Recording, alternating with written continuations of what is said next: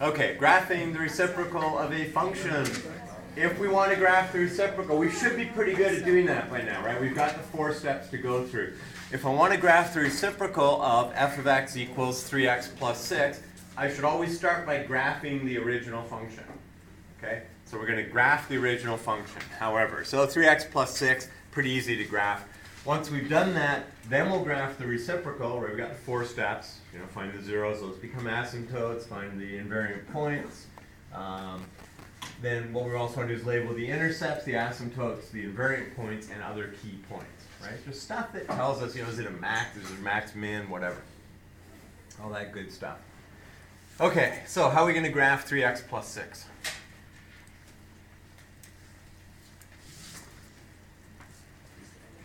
Use the intercept. Yeah, slope and intercept, right? Okay, so the y-intercept is 6. And the slope is 3. So where do I go to get to the next point? 1, 2, 3. Over 1. Right 1. Right 1. Yeah. Okay, I want more points. So I'm going to go 1, 2, 3 down and left 1. And 3 down and the left 1. 3 down and left 1. 3 down and left 1. I'm just going to do that until I run out of real estate. How many points do I need to draw a straight line? 2. 2. How many should I have? Just 2 or? 24. Yeah. You know, 3 or more, right? Because if I have 3 or 4 or 5 or 6, if they all line up, then I know I've probably got the line correctly. If I draw 2 points and one of them's wrong, I can always draw a straight line. It'll just be the wrong line. The only time that I would go with 2 points is if I were graphing by intercepts, right? Like find the x-intercept, find the y-intercept, then you're really only getting 2 points. But here we're using slope and intercept, right? So we've got that. Let's draw the line. Because somewhere you got to draw the line. So there's the line. Okay, so what are the 4 steps? What's the first step of the 4 steps? Yeah, so asymptote. So what am I looking for on the original graph? Looking for the zeros, right? The x-intercepts. Or x-intercept. And there, I'm going to draw an asymptote line. Okay, that's 1. What's 2? Invariant points. 1 there. 1 there. Step 3 doesn't apply here. What do we do?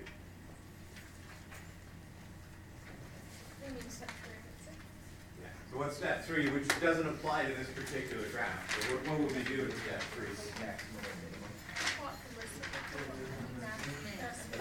Yeah, min or max, right? We'd be looking for a minimum or a maximum.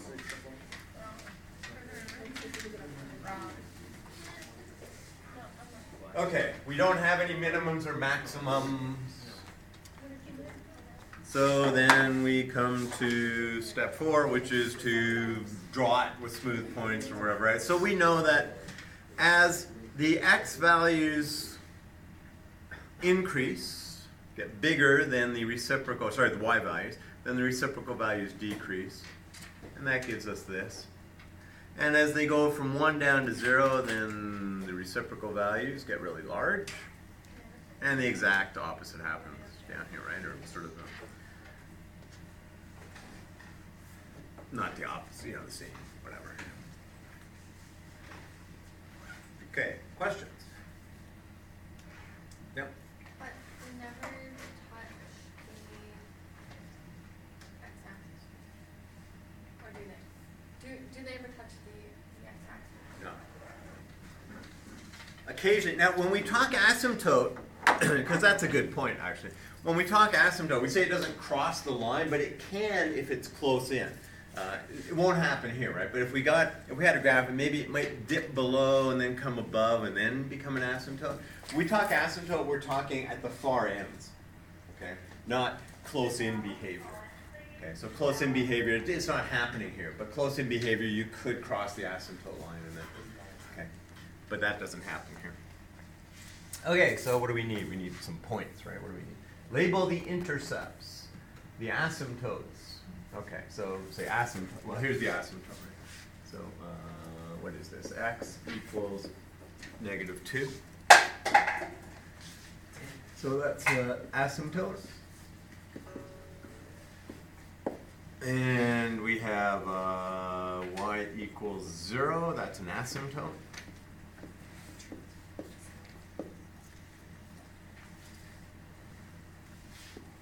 Okay, we have a y-intercept of 6. We have an x-intercept of -2. Oh wait, wrong graph. Never mind. We don't care about the original graph, right? We're trying to graph the reciprocal. Okay, so we have no y-intercept. No, sorry, we do have a y-intercept, right? Right there. So how are we going to figure out where that is? Sorry? How about 1/6? Yeah. Since the y-intercept of the original graph is 6, the reciprocal will be 1/6. Right? So y-intercept is 1/6. X-intercepts. There are none. There's no x-intercepts. We're not. So x-int, none.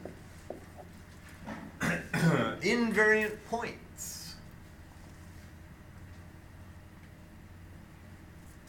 We're not going to go with estimates here. We're going to go with actual values, right? What is the actual value of the invariant point? So invariant point, that's where y equals 1. So 3x plus 6 is equal to 1. Okay. I don't need to, I can solve the original equation for that, right? I don't need to solve the reciprocal because they're both going to be 1 anyways. This just makes life a bit easier.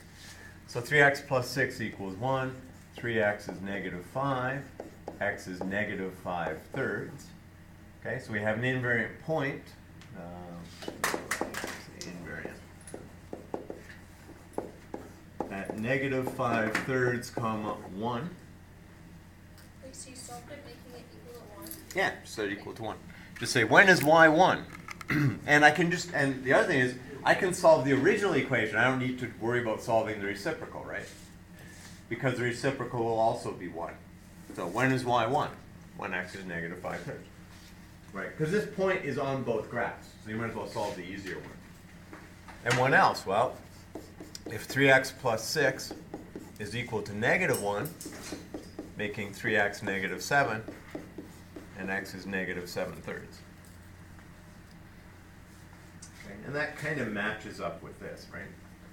-5/3 is like 1 2/3. That looks like about 1 2/3, or -1 2/3, right? And -7/3 is 2 1/3. It looks like about -2 1/3. So -7/3, comma -1. Okay. Intercepts, yes. Asymptotes, yes. Invariant points, yes. Other key points. There's not really much else key point-wise, right? Questions? None? Good. X squared minus 2x minus 8. Okay, so we got to graph this. How are we going to graph this? Oh, this is so long.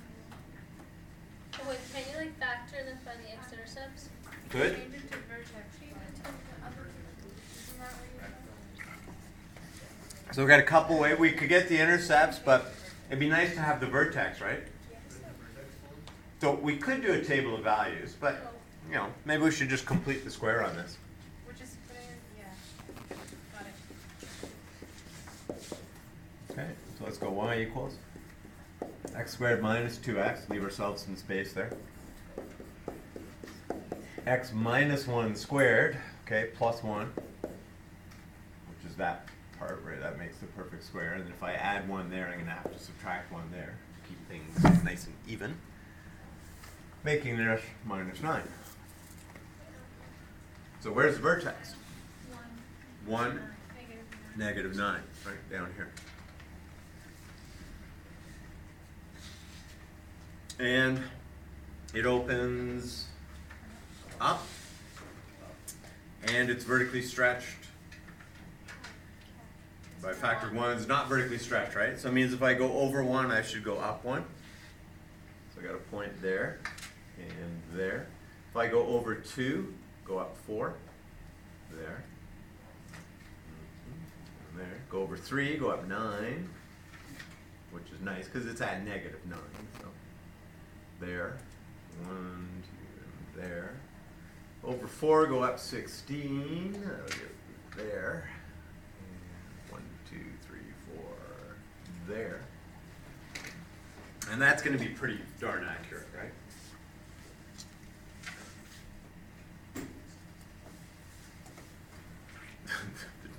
After the points are nice and accurate, the line I draw afterwards is like, how much did you have to drink for lunch?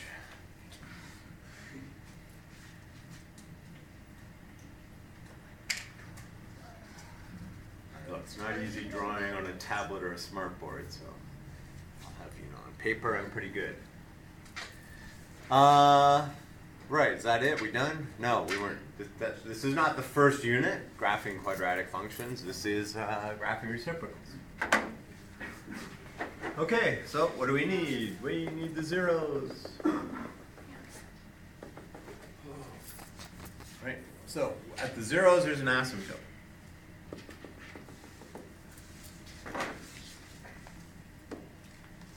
Graph repair here. And at this zero, there's an asymptote.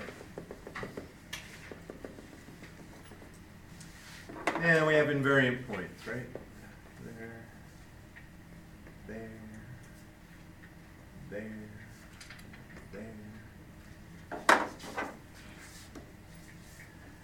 And we have a minimum, which gives us a point. Right? This is 9, then what's this point? 1/9. Right? I mean, you're going to come close. This, you know, it's not going to be totally accurate here, right? I mean, it's going to be close. All right, and then we know, okay, this middle section just does this. And this. And these guys just do their usual stuff, right? So we come from up there, go up there, and this will come from up there, cut through there, and go out there. Maybe shouldn't use the same color that I used to draw the original. Not a great choice.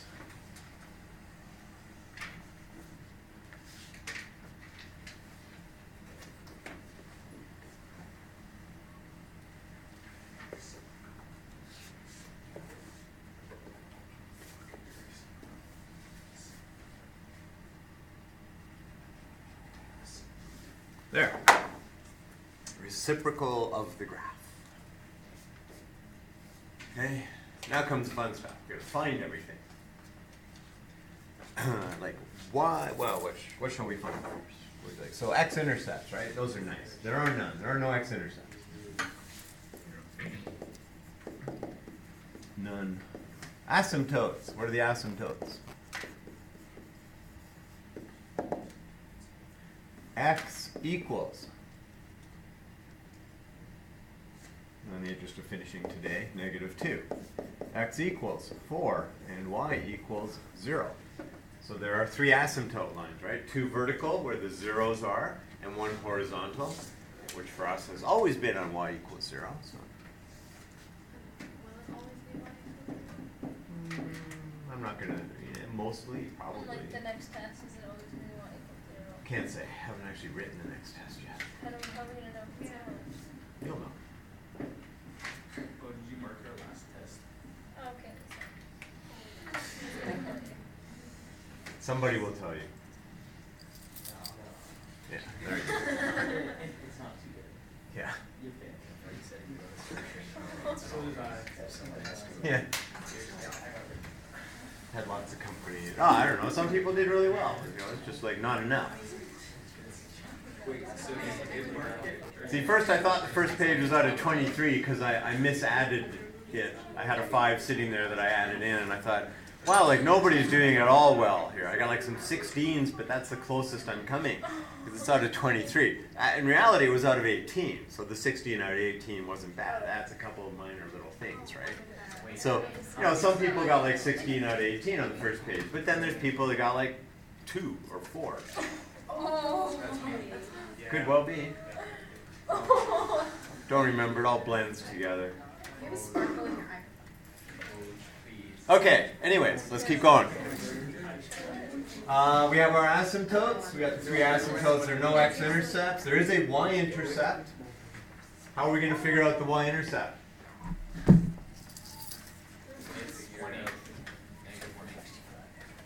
Yeah, okay. Because we know the y-intercept of the original is -8, so then the y-intercept of the reciprocal will be -1/8, right? So it's good.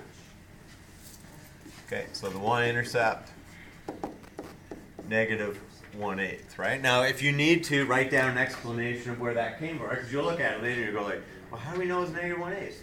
Okay, so, you know, just make some note that the original equation had a y-intercept of -8. Right? You set x to 0, you get -8, and therefore the reciprocal will be 1 over that, or -1. Middle curve is, it is symmetrical, yeah. This middle thing here. Yeah, because the vertex is halfway between the asymptotes, right? Because the asymptotes are, you know, the original curve is symmetrical. Where it wasn't symmetrical was yesterday with the, you know, like if it's ever a quadratic, it'll always be symmetrical. Okay, so it has a, this is a local maximum right here. We call that a local maximum. It's not the maximum for the graph, but for that little section, we have a local maximum. So we'll call that local maximum of 1/9. Right? Because that's -1/9. Right? Since the graph has a minimum of -9, when we take the reciprocal, that becomes a local maximum, right? Which just means of all the points in this section here, that's the greatest. There is no absolute maximum because this goes up to infinity. There is no absolute minimum because this goes down to infinity, right? So when we talk in absolute terms, the original function has an absolute minimum, right, of -9. Right? That's it. You will never get any lower than -9. Okay, but in this case we have a local maximum. What else do we need? So x-intercepts, there are none. Oh, we need the invariant points. Right, so invariant points. Now, for invariant points, remember, we can just solve the original equation. We don't need to solve the reciprocal, right? Well, let's keep life reasonably easy. Right? Because the reciprocal of 1 is 1. So there's no point in solving for 1 over blah, blah, blah equals 1. Right? We just solve the original, which was what? X squared minus 2x minus 8. So we wanted to solve 2 things. X squared minus 2x minus 8 equals 1. And we also have to solve x squared minus 2x minus 8 equals -1. Unfortunately, since that factors, it's not likely that that does. So we factor first. No. We're about to find out that it won't factor. I said, unfortunately. So we're going to solve x squared minus 2x minus 7 equals 0, right? Those values of x will give us a y value of 1. 2 numbers multiply to 7 and differ by 2. Not going to happen. Everything multiplies to 7 is 1 and 7. Okay, if I can't solve by factoring, then how will I solve? Wait, if you went -8 minus 1, isn't that minus 1? Okay. Yeah, sure. Let's change that. But that one will be -7 in my defense. Not that there's any excuse, but. Okay, 2 numbers that multiply to 9 and differ by 2. Won't happen. How are we going to solve this then? How do we get x? Quadratic formula. Quadratic formula. What? Because I was wrong. I changed it because I was wrong. And now it's right. Right, because... But the other one will be a 7. Yeah, you got to subtract 1. Right, I know. Who knew? Okay, negative b plus or minus square root b squared minus 4ac. Doesn't matter. Doesn't hurt to get a little practice with the quadratic formula, right? Okay, so x is equal to 2, right? Plus or minus the square root of negative 2 quantity squared minus 4 times 1 times negative 9, right? And extend the radical sign out, it should cover the whole thing, right? And this is all over, so just make sure this is a very long fraction bar here, right? 2 times 1 if you like, just 2. All right, so what do we get? 2 plus or minus root, I think that's a 40, right? We get 4 plus 36, so let's go with 40 over 2. Whoa, past test question. See if you're any good. Well, we had an answer that was like this. Right, on a previous quiz. So now you get to learn how to do it right? So x is equal to 2 plus or minus 2 root 10 over 2. So x is equal to 1 plus or minus root 10.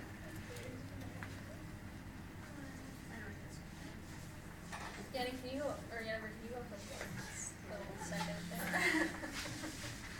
Way to go. Okay. Honestly, I mean, the worst part about marking the quiz is like seeing, it's like things get canceled that shouldn't be canceled, and we're not beyond that yet, right? Like you're not beyond the point where you're still canceling things that you can't cancel, right? You have no mathematical justification for doing other than the fact that, oh, they're the same, I'm just going to get rid of them. Okay, that and 2 marks. You're going to get rid of that and 2 marks as well. Okay? So, and what I'm talking about is stuff that looks like this. You get like 5x cubed minus 3 over 5x cubed, and then people do that. Oh, well, there's 5x cubed, let's get rid of them. You can't. Right? And at this stage, that just gets you kind of 0 marks. I say, yeah, maybe you earned a half a mark to that point, but yeah, you can't do that. Yeah, that was as simplified as it could go, right? There's nothing you could do to that. So you need to know this. It's okay to try stuff like that. That's why they made erasers, right? So you can write it in, and then you could say, oh, so if you think something like this is true, then stick in x is 0. Okay, if x is 0, I get negative 3, right? Because you're saying, oh, that's negative 3. Then put in x is 1, which gives me 5 minus 3, which is 2 over 5, which is not negative 3, right? So you found a counterexample, which means, no, you don't get to do stuff like that, right? You can't. Could be. But that's okay, because quizzes, this was a quiz, not the test. The test is Monday. Quizzes are feedback.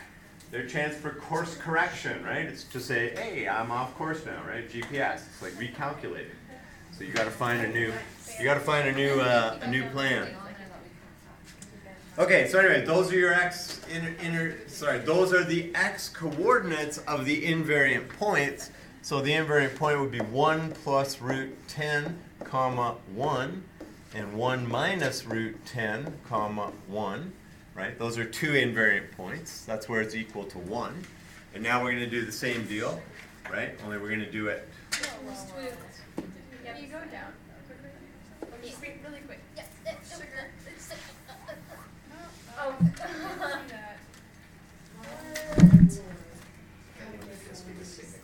So there's 4 points total. It'll be minus 7. This time I will have the minus 7. Is it going to be 4 points total? Yeah, that's 2. Let's get 2 more. No. No, I want the whole thing. Well, everything but the 2. Okay, so this will be x squared minus 2x, and now it's minus 7, right? Yes. It's not okay to do that, by the way. If I had done that on the test, I would have taken a half mark off first. She gives a little leeway when you make mistakes. I give you a little sometimes.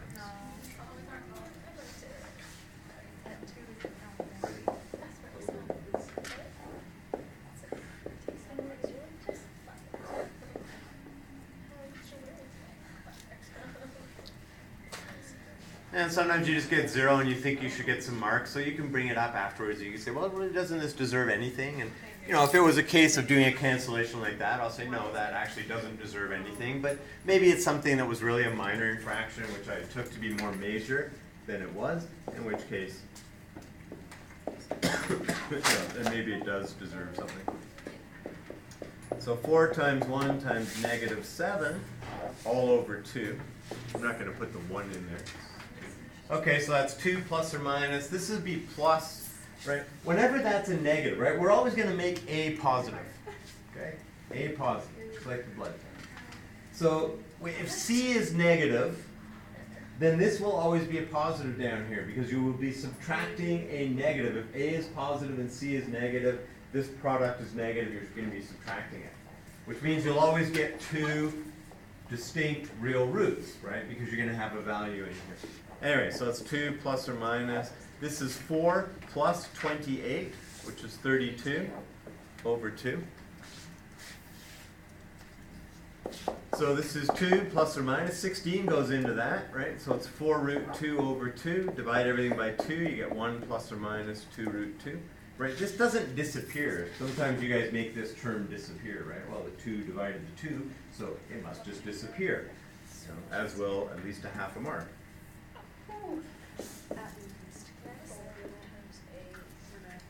Okay? So we have 1 plus or minus 2 root 2, and that will give us our, what flavor? Do you know how many flavors? There's, wait, that's your pinky up. Yeah, 4,500.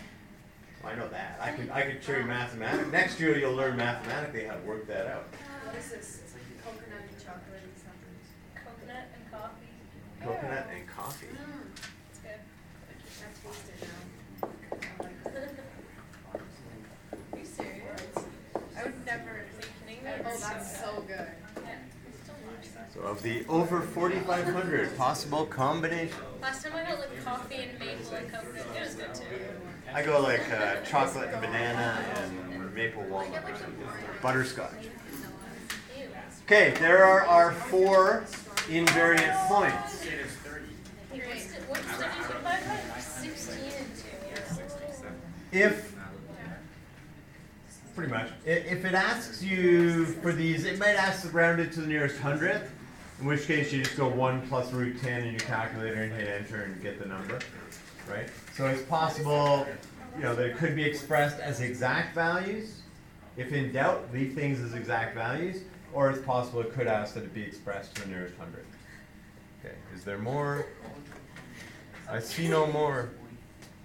So we are done.